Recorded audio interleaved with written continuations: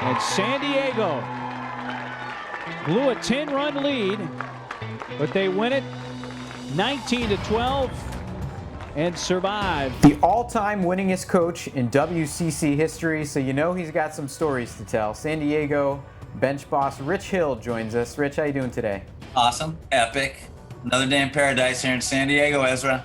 As always, always. So we're going to talk about some of those memories in the NCAA tournament. So I want to flash back to 2006, an elimination game against St. Louis, and just kind of one of the most wild games that I can remember, and it sounds like one of the most kind of roller coaster games. A 19-12 win against St. Louis.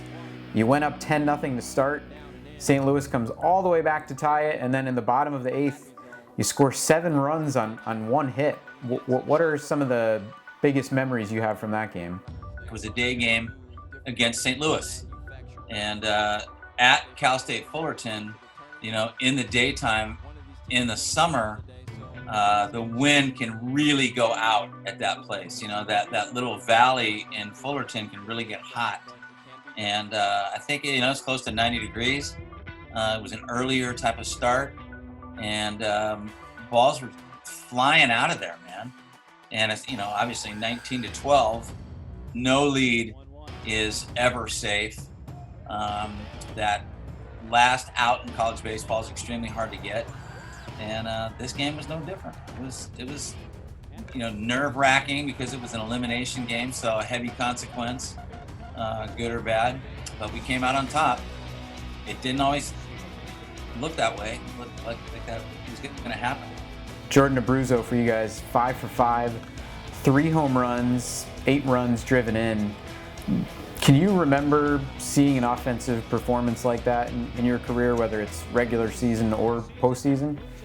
No, it's still to this day, and maybe somebody has, you know, but even that Kris Bryant 3-year period, that one game, 5 for 5, 3 bombs, 8 RBIs, that was pretty special. Jordan was a hitter, you know, and at that time, right, you know, day game, and I believe it started probably about 1 o'clock or 3 o'clock.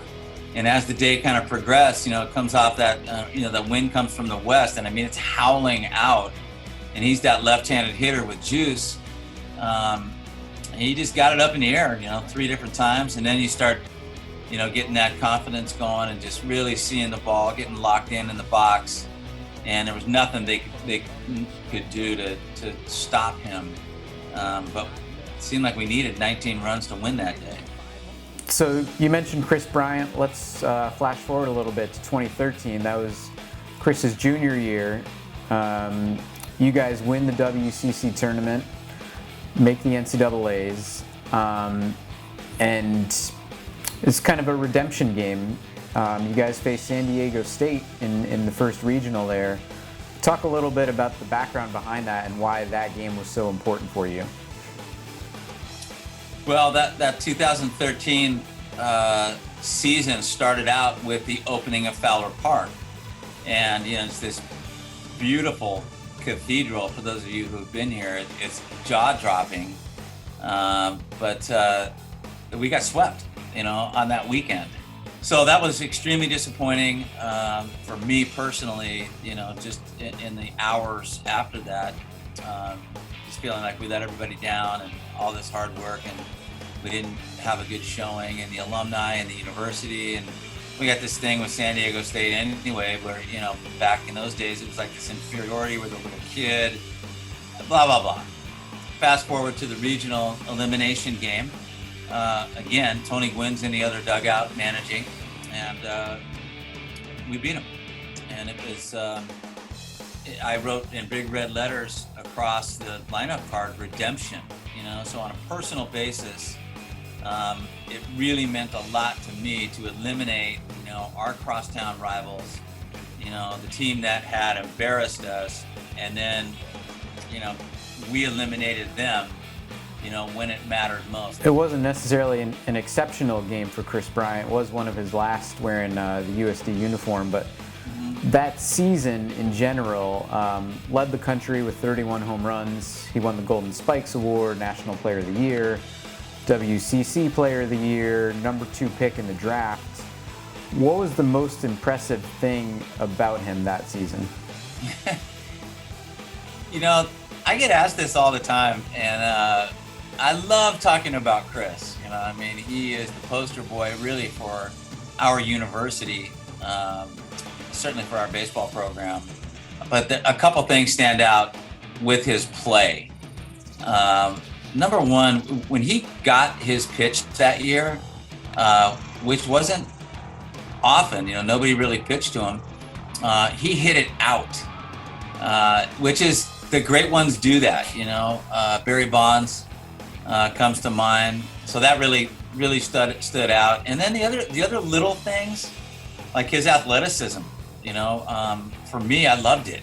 The fact that, you know, underway, first to third, first to home, he's as fast as anybody. And I think they have a stat for that in the big leagues now that proves that. But I used to love to watch him run.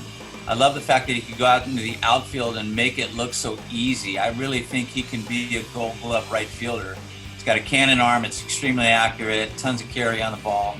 But he just makes his routes in the outfield look so easy. When he made the commitment to coming through the ball and coming and getting it, playing third base like a shortstop, I think that was the moment that really took him to that second overall pick.